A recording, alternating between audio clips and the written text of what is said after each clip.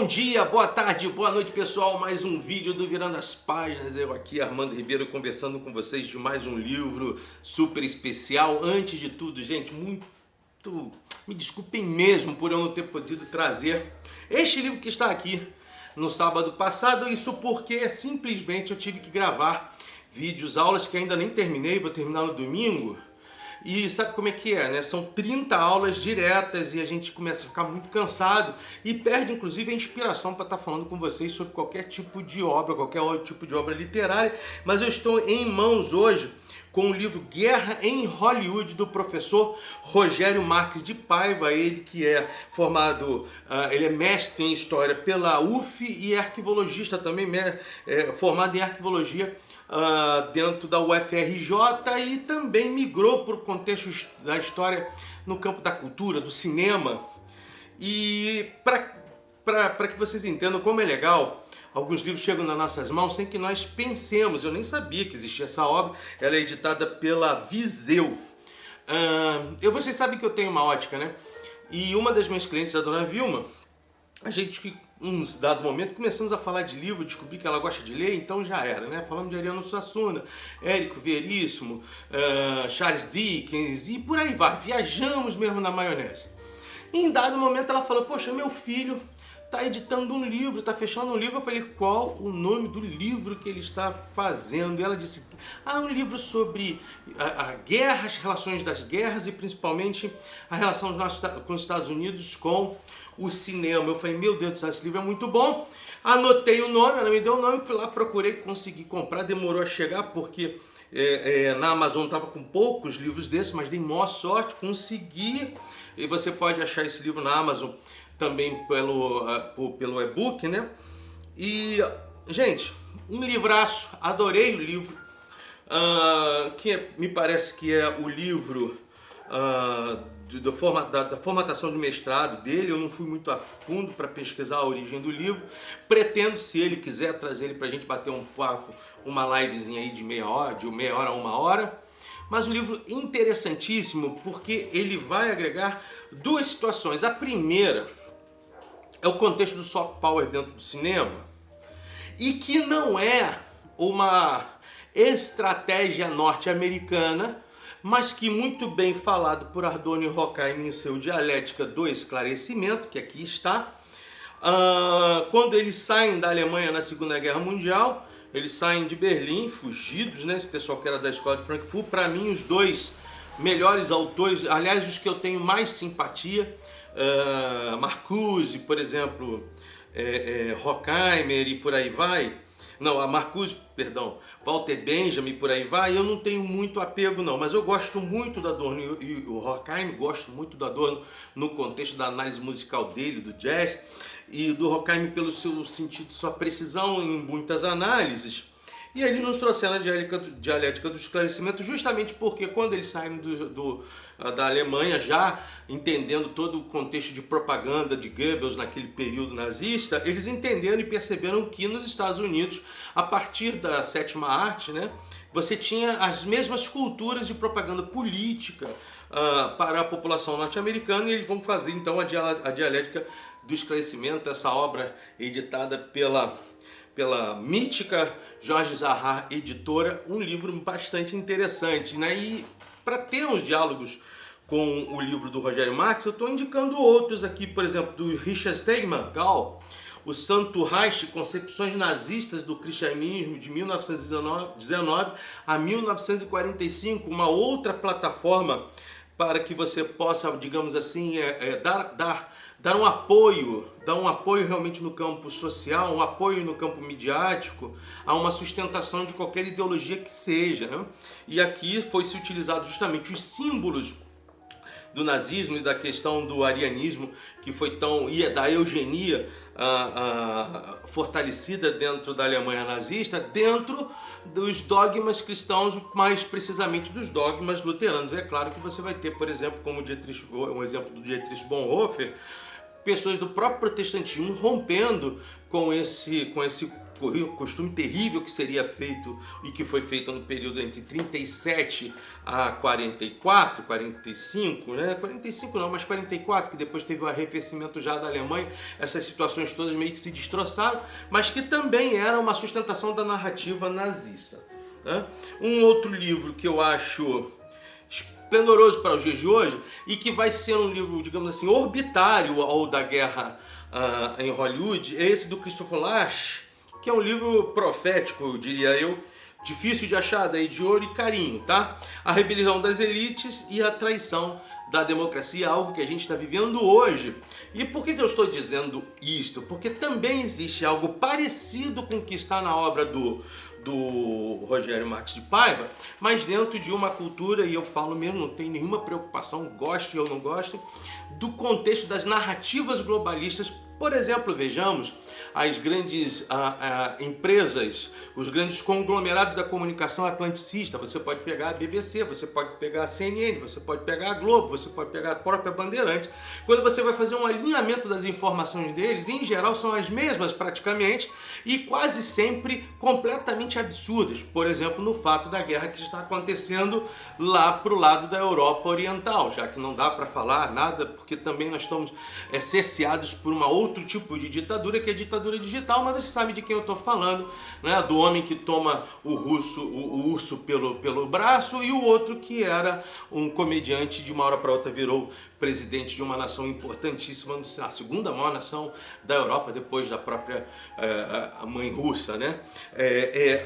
Você veja que os alinhamentos e as narrativas que começaram a ser feitos pela imprensa, por essa imprensa marrom, que eu acho quase toda ela totalmente marrom, eles indagavam e davam a nós uma certa visão do cenário onde o lado daqui venceria o lado de lá. Quer dizer, essas dicotomias meio absurdas que são contraditas dentro do próprio processo da realidade histórica que a gente está vendo e que todos, quem conhece um pouco de geopolítica, tinha entendimento que seria um atropelo e um trator. E hoje, obviamente, o que nós estamos vendo aí são quase 8 milhões de refugiados na Europa Ocidental e uma questão de que as pessoas não estão compreendendo que a ficha geopolítica virou, que o mundo geopolítico virou, que as estruturas cada vez mais serão, acho, até mais rápidos do que se pensava e que nós estamos vendo o ocaso de uma Europa Ocidental e dos próprios norte-americanos diante do surgimento daquilo que eles chamam de terceiro mundo ou de Eurásia também, né? Então,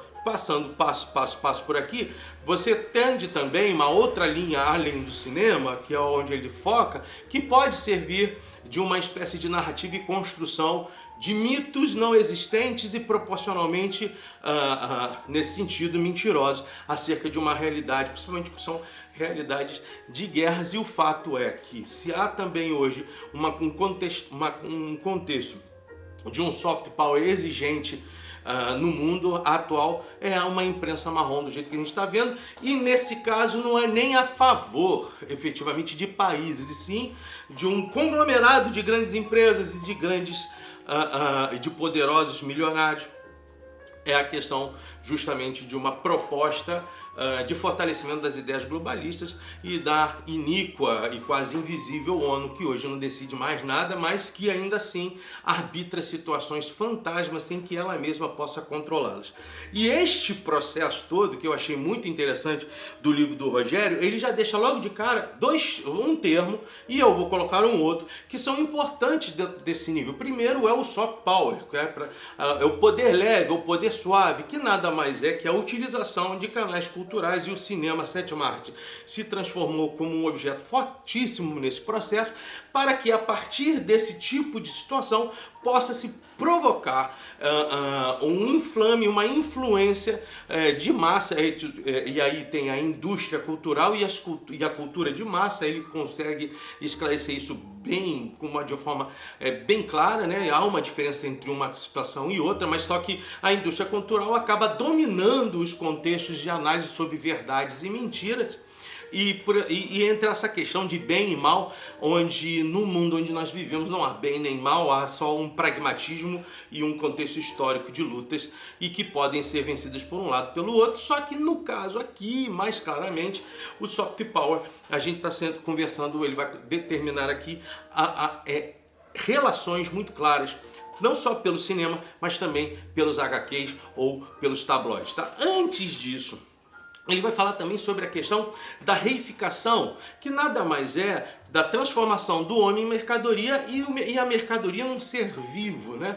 A reificação, o termo reificação, ele tem muita força em pensadores como Lukács e no próprio marxismo, a partir do Marx. Mas é interessante dizer que esse processo de reificação, ou a ideia de reificação, ela ganhou contornos também no campo, por exemplo, conservador, mais à direita. Por exemplo, você tem o Roger Scruton, que fala sobre reificação. O próprio Olavo de Carvalho, para quem tem contato com os livros dele, ele também fala sobre essa questão da reificação e da elaboração e da instrumentalização do material midiático, seja ele a sétima arte, seja ele a TV, seja ele os jornais, para criar uma narrativa de dominação, e inclusive sobre as guerras híbridas. O Brasil está sofrendo nesse exato momento uma guerra híbrida, assim como, por exemplo, lá no passado presente, a Primavera Árabe e o golpe de 2014 do Biden, né? Você tem interesses internacionais que fazem com que, principalmente externamente, seja construída esteticamente a vilania de um certo país. E estou vendo que está chegando a hora do Brasil. Chegou já num certo período com o Iraque. Isso aconteceu com a Alemanha nazista, mas obviamente a gente não pode negar. E também depois com a Guerra Fria entre Estados Unidos e União Soviética. A gente vai falar um pouquinho sobre isso, porque o livro deixa isso muito claro, tá? Uma das questões que, por exemplo, vão te ajudar muito na compreensão tanto da questão da reificação sobre esse processo midiático e de narrativa, são dois livros. Eu inclusive já os indiquei, um quando eu estava falando de Bauman e o outro quando eu falei de Milton Santos, Vida para Consumo. Se você quer entender efetivamente o que é a reificação, e de uma forma mais leve, até porque em algum momento o Bauman discorda do pensamento marxista de reificação nessa obra, fica muito claro a visão da digamos assim, não digo da época pós-moderna, não, mas eu diria agora de um período quase de alienação intelectual. A Vida para Consumo, dentro das influências, das fortes influências de redes sociais, das quase que imposições mercadológicas de compra, a transformação de pessoas em mercadorias. Eu proponho que você leia esse livro em diálogo com o livro do Rogério Marques de Paiva, e outro que eu já falei, obviamente, vou falar de novo, e daqui em diante eu paro de falar sobre livros, vou falar direto sobre o Guerra em Hollywood, por uma outra globalização do Milton Santos, que ele era meio que um cara independente às brigas polares. Ele tinha a sua ideia de mundo e o contexto, principalmente eu já fiz uma resenha sobre esse livro, principalmente no argumento das narrativas midiáticas e da imprensa. Milton Santos é espetacular e vai dialogar com o nosso querido Rogério Marques de Paiva. Então, primeiro processo que ele vai trabalhar logo de cara é essa ideia da indústria cultural e a cultura de massa. O processo da indústria de entretenimento, por exemplo, que necessita de altos valores de investimento, e por conta disso, ao precisar de altos valores de investimento, precisa atuar num leque muito grande de pessoas para, ao mesmo tempo, render seus lucros necessários dentro do capitalismo industrial, tá? Por outro processo, ele vai meio que demandar logo no primeiro capítulo já a ideia dos assuntos ingressos a essa estruturação, onde os Estados Unidos é sempre a solução do globo. As questões onde a prática norte-americana, os costumes norte-americanos, a forma americana de vida, as ações, os aspectos dos filmes que se repetem em mesmas cenas clichês que você e eu já sabemos que vai acontecer, e ainda assim trazem um compromisso de um esquema dos Estados Unidos como país, o Tio Sam como país perfeito, e todos os seus valores consignados. Eu tenho aqui na página 40, eu queria estar lendo uma parte do que ele fala aqui, olha só. Da mesma forma, em Dialética do Esclarecimento, Alford afirma que a propaganda de Hollywood leva em conta os interesses das grandes corporações ligadas aos grandes estudos.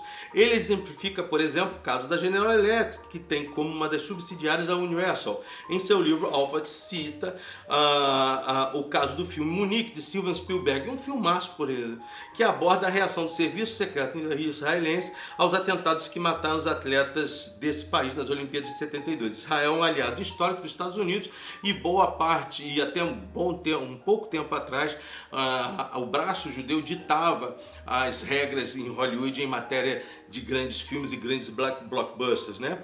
Hoje você tem mais a questão do identitarismo com força dentro dessas, digamos, grandes famílias, tanto os Soros e outras pessoas que acabam ditando as normas provenientes dos costumes dos quais hoje o Hollywood precisa se comprometer. Vejam as transformações da Disney nesse exato momento e o prejuízo que ela está tendo por estar fazendo isso, né? A General Electric vende a Tel Aviv. O que ela faz? A General Electric vende a Tel Aviv mísseis e sistemas de propulsão para helicópteros e aviões. Agora, o fato da General Electric vender isso para a Tel Aviv há de se descobrir, levantar uma situação. Já não é mais tão assim não, porque muitos dos equipamentos que a General Electric precisa, não só para a questão dos mísseis, mas principalmente para os motores de caças, hoje vem da China. Eles criaram um problema para eles mesmos, né? E depois, filmes como O Senhor das Armas e o Três Reis de Siriana, que foi um filme para mim muito chatinho com George Clooney, uma invenção lá no período do Iraque, na guerra do Iraque, se eu não estou enganado.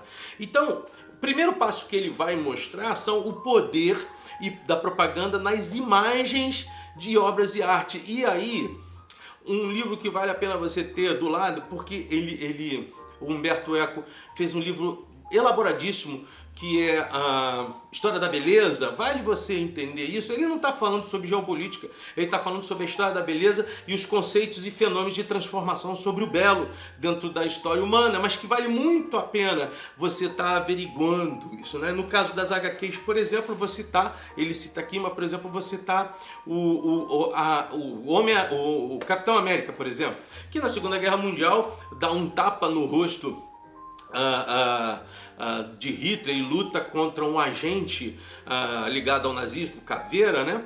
E logo depois de um tempo ele some para mais no período da Guerra Fria. Ele retorna para lutar contra super-heróis da União Soviética, os soviéticos, que eram chamados super soviéticos, coisa nesse gênero. Eu estou botando uma foto aí muito interessante sobre as questões do soft power e inclusive no campo diplomático de aproximação em 1940, para que vocês vejam como isso é tão importante e ao mesmo tempo é tão significativo. O Walt Disney fez dois personagens latinos estratégicos, era México e Brasil. A Argentina sempre se pôs muito mais próximo ao eixo, mas Getúlio Vargas também, inclusive indico esses livros aqui, olha, do Lira Neto, do Getúlio, mostra isso muito claro. O Getúlio estava muito mais ligado à fátio europeia, tanto com Mussolini como Hitler, mas ao seu tempo, por conta de todos o mundo gira, os interesses giram, a geopolítica é pragmática, o Vargas acabou entrando com o Brasil em favor dos aliados. Mas voltando aqui pra gente não se perder, o Walt Disney criou dois personagens. Pra você ver que a coisa é tão importante e interessante, o do México eu não me lembro, eu sei que era um corvo. No Brasil era o Zé Carioca. E você vai estar vendo aí a foto do Walt Disney, quando no Brasil, na década de 40, já tirando as fotos da praia de Copacabana, para que de certa maneira pudesse construir o ambiente e o personagem Zé Carioca, que você e eu conhecemos muito bem e que tem força só no Brasil. Nos Estados Unidos não se fala, o Walt Disney não se fala de Zé Carioca. Você nunca viu um filme da Pixar utilizando o Zé Carioca? O Zé Carioca foi um personagem de aproximação, assim como também a utilização de Carmen Miranda foi também um dos fatos importantíssimos da anuência cultural ou da junção cultural aos Estados Unidos e Brasil e para o ingresso totalmente do Brasil como aliado dos americanos na Segunda Guerra Mundial. Então esse também é um processo muito interessante, porque os soviéticos eternos, né? Agora lembrei, eles são justamente uma contraposição escrita pela Marvel na época, a partir da violência soviética, do inimigo soviético e das preocupações soviéticas diante de todos os processos. Ele cita bastante a leitura do cinema, a história do cinema, vai colocar então os irmãos Lumière. Eu falei sobre Georges Méliès aqui. Eles falam sobre Georges Méliès aqui no livro A Invenção do Hugo Cabret, que também é uma homenagem ao Georges Méliès, o David Griffith e logo depois o Fritz Lang. Vai começar a elaborar grandes filmes que foram construídos com com a intenção de dar realmente essa imagem norte-americana, esse processo norte-americano, esse contexto americano. Eu também logo me lembrei do Charles Chaplin. Os filmes que ele acabou, Tempos Modernos, por exemplo, de 1936, se eu não estou enganado. Aí na Segunda Guerra Mundial ele vai fazer o cidadão não, o Grande Ditador, né? Também traz um filme já ironizando a figura do próprio Adolf Hitler. Isso quer dizer que o cinema ele tinha como competência não apenas mas agora entreter, mas agarrar as mentes e as almas das pessoas que estavam assistindo para definitivamente colocar quem era bom e quem era mal nesse sentido. Aí ele abre, obviamente, para o primeiro blockbuster, que foi Independence Day de 1996, onde o presidente é Bill Pullman. E aí os americanos, olha que coisa legal, ele vai fazendo uma historicização da questão do cinema, mas ao mesmo tempo ele faz uma historicização dos aspectos históricos. A União Soviética estava se defragando, estava se derretendo, né? Queda do Muro de Berlim, Gorbachev e a sua perestroika. E aí começaram a ver que já não eram mais os russos os inimigos dos Estados Unidos e precisavam construir uma outra temática de inimigos nesse processo todo. Então o americano, o Independence Day de alguma forma vai trazer algumas questões importantes. O Bill Pullman é um piloto de caça e é presidente, quer dizer, é um piloto guerreiro. A moldura estética do presidente norte-americano como uma espécie de um herói hercúleo, né? A inserção de um personagem, um redneck, quer dizer, um norte-americano do interior, que no ocaso teve um contato diretamente com os ETs, foi abduzido e tinha sua vingança para com isso e tal. A Nova York, Chicago, todas as principais cidades do mundo todo, elas são invadidas por esse grupo de extraterrestres e coube, obviamente, a quem? Aos Estados Unidos agora não ser mais o libertador do globo terrestre, mas o libertador das galáxias, né? Essa fundamentação é muito interessante porque você vai ter filmes similares a eles para os dias de agora. Por exemplo, a Battleship, as Batalhas dos Mares, em 2012, que era com o Ian Neilson. Você tem também Invasão Los Angeles com o Aaron Eckhart, que foi o Duas Faces lá no filme do Batman, que traduzem mais ou menos as mesmas questões. São os americanos que batalham contra os extraterrestres, são eles que descobrem o ponto fraco dos extraterrestres. No caso das questões voltadas ao Independence Day e depois ao Batalha de Los Angeles, os dois descobrem e acabam avisando ao resto do mundo, né? A descoberta, a salvação tecnológica e intelectual norte-americana, que vai entregar para o resto do mundo a saída contra essa loucura toda que era a invasão territorial. Mas aí você dos alienígenas. Mas aí você tem palestinos se unindo a israelenses antes ao ataque, russos agradecidos aos americanos. Tem também por trás disso não apenas um fortalecimento da bandeira norte-americana que fica ali à frente de todos, mas também tem já essa indicação do processo da globalização, do globalismo, que tão bem coloca aqui o nosso querido Milton Santos. Depois ele vem com Troopers, que foi um filme de 1997, onde, pasmem, vai ser uma contestação à indústria de armas norte-americana. Só que para você ter a noção, 768 bilhões em 2022, são 3,3%, foram autorizados já ao que já existia sobre os números de investimento norte-americanos em armas de guerra.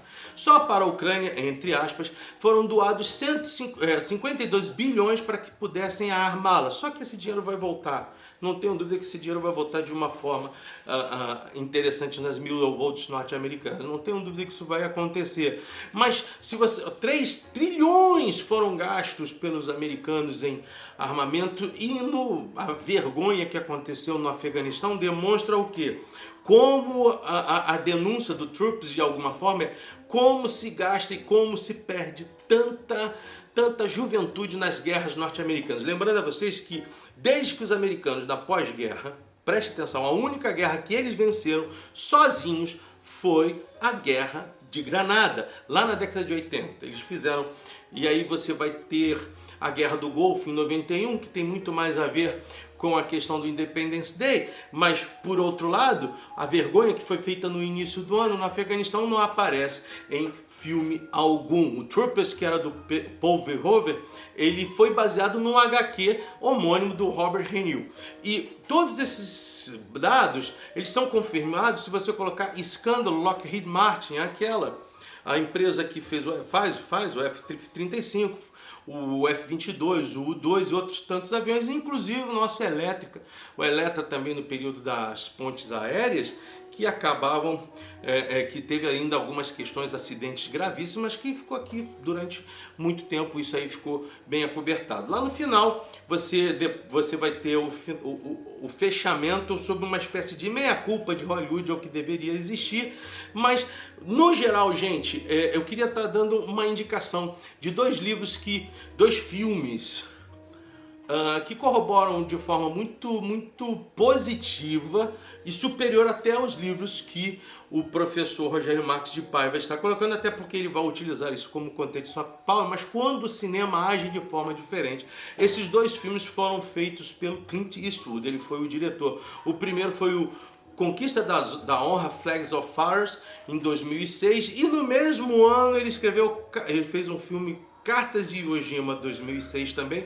Para mim, no campo da guerra, a obra mais perfeita que eu vi, porque nos dois movimentos não há uma consolidação de soft power ou de elaboração efetiva do que há de melhor nos Estados Unidos. Pelo contrário, há um elemento de grande humanidade, uma estrutura que é puxada mesmo para dentro do filme.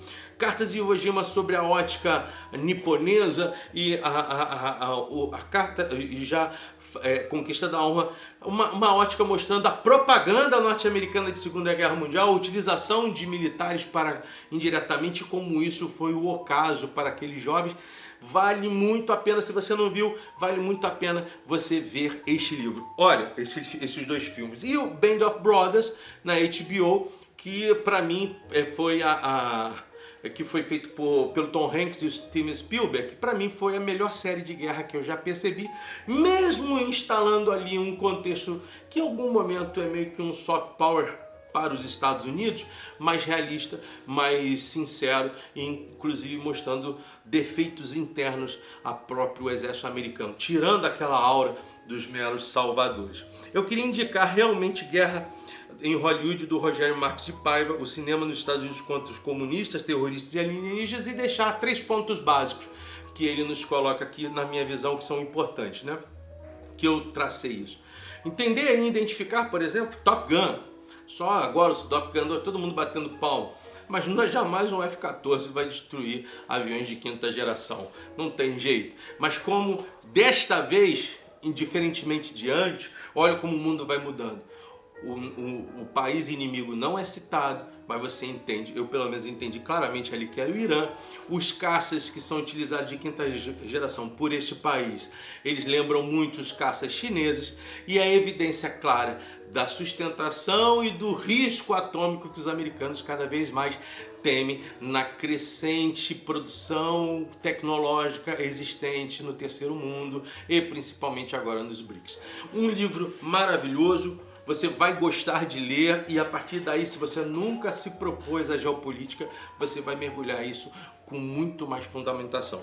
Livrão, Rogério Marques de Paiva, muito obrigado. Eu pretendo um dia estar conversando com você, se você aceitar. Vamos agora para a semana que vem falar sobre Luiz Alfredo Garcia Rosa, o filme O Silêncio da Chuva, que inclusive surgiu também, foi para o cinema. Dona Vilma, um beijo do meu coração para você. Foi um presentão que o seu filho nos trouxe, um livraço. E agora, como eu sempre digo, supere-se, aprenda mais, ler é bom, virando as páginas. Ufa! Terminei. Na próxima a gente vem falando mais leve, mais legal. Até logo, gente!